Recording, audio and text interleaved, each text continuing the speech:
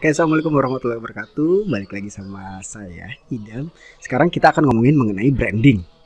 Nah, branding yang kali ini kita akan membicarakan mengenai persona. Apa sih itu persona? Persona ini adalah salah satu hal yang paling penting di dalam branding. Ini adalah dasar ya kalau misalnya saya boleh sebut gitu ya. Karena ini nanti akan menjadi dasar buat semua branding-branding yang lain. Ini akan menjadi dasar untuk pembentukan nama, untuk pembentukan logo, untuk pembentukan warna, dan juga termasuk juga pelayanan. Nanti pelayanan seperti apa yang akan diberikan oleh brand Anda ini tergantung dari personanya. Nah, apa sih itu persona? Persona adalah personifikasi atau bentuk sifat orang dari brand Anda. Nah, bisa dibayangkan kalau misalnya brand Anda adalah seorang manusia, dia akan seperti apa manusia tersebut? Misalnya, dia akan menjadi seorang yang muda, atau malah sebaliknya, dia akan menjadi seorang senior citizen, atau dia akan menjadi seorang yang feminim, atau sebaliknya, dia akan menjadi seorang yang maskulin. Misalnya, dia menjadi seorang yang luxury, bergaya mewah, atau dia akan menjadi seorang yang sederhana.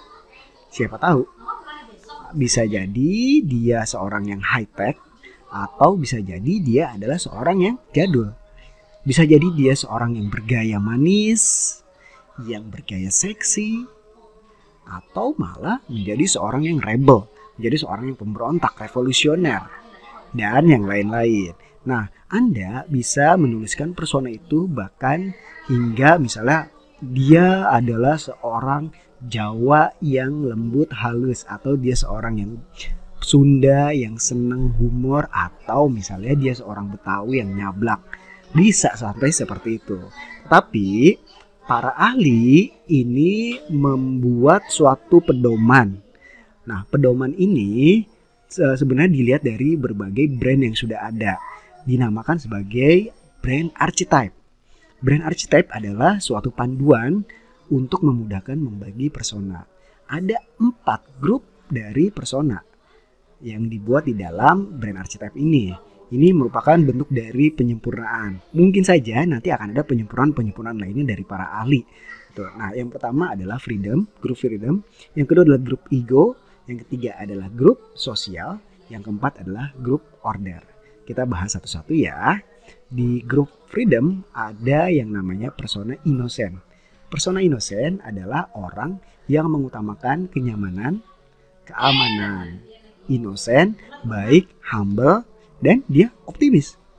Contoh di dalam brand ini adalah Dove misalnya.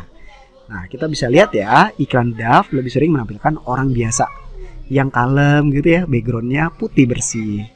Nah, ini satu persona sudah kita dapat innocent.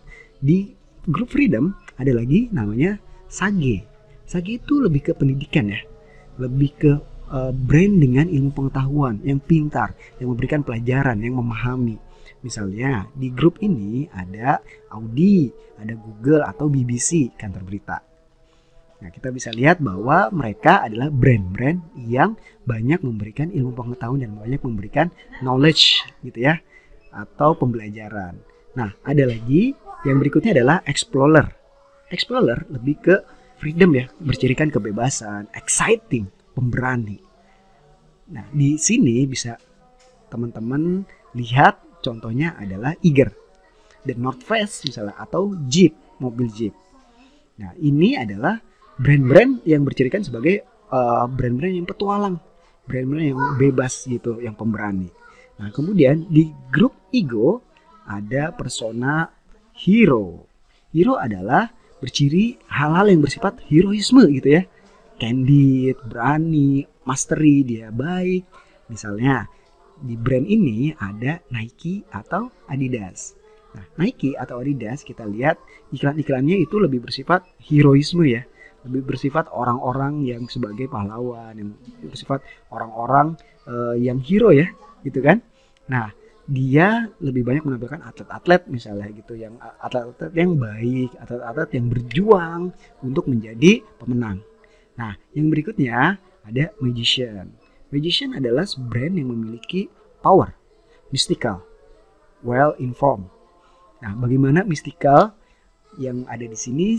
Kita lihat cirinya ada di brand misalnya Disney atau Coca-Cola gitu ya. Iklan-iklannya lebih banyak dia mystical ya, juga seperti Disney. Disney kalau kita lihat juga malah di iklan-iklannya ada bukan iklan ya, di film-filmnya itu pembukaannya adalah si Mickey Mouse sedang membawa tongkat ajaib gitu kan, sing gitu, dia memberikan sesuatu yang mystical di film-filmnya gitu. Nah, kemudian yang berikutnya ada Rebel atau The Outlaw. Rebel atau The Outlaw ini adalah brand yang bandel, revolusioner, nggak bisa diatur, pemberontak gitu, disruptif. Contohnya bisa tebak teman-teman apa? Harley Davidson. Harley Davidson kita lihat ya, kalau pakai, Harley Davidson itu kan artinya dia rebel banget ya, pemberontak banget ya, gue nggak bisa diatur nih gitu.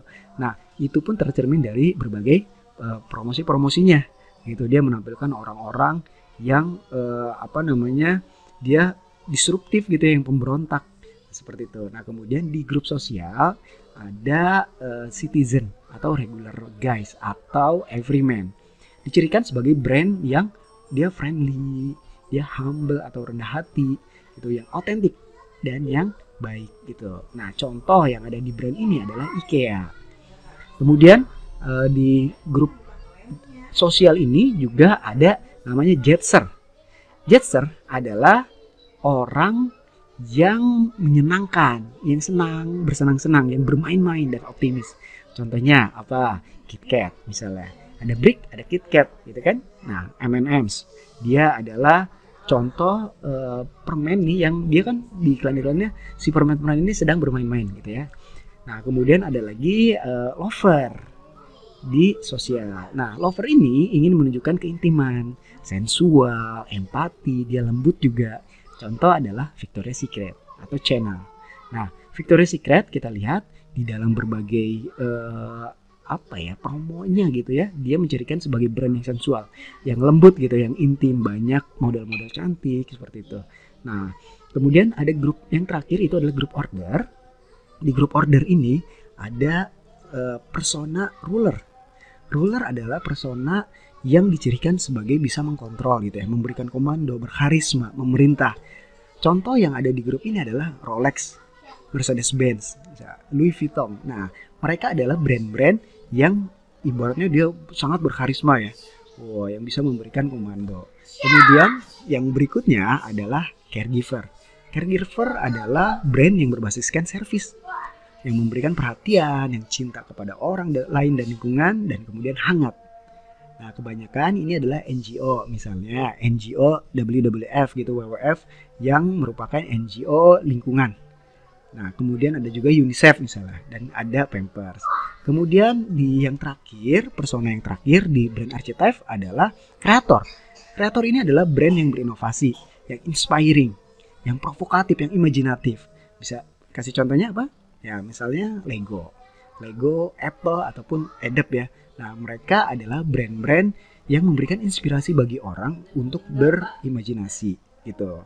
Oke? Nah, persona-persona ini di dalam tadi yang brand Archetype itu, teman-teman bisa juga menambahkan di brand teman-teman gitu ya, atau enggak mengklasifikasikannya. Brand mana brand Anda ini cocok di persona yang mana, ataupun kalau misalnya di luar dari persona itu pun nggak apa-apa gitu. Yang pasti nanti persona ini yang akan menjadi acuan bagi branding Anda yang lainnya. Oke, segitu dulu videonya. Nanti bisa kita lanjut lagi di video-video tentang marketing dan tentang UMKM yang lainnya. Oke, tonton terus, jangan lupa di subscribe, di love, dan di komentar. Oke, assalamualaikum warahmatullahi wabarakatuh.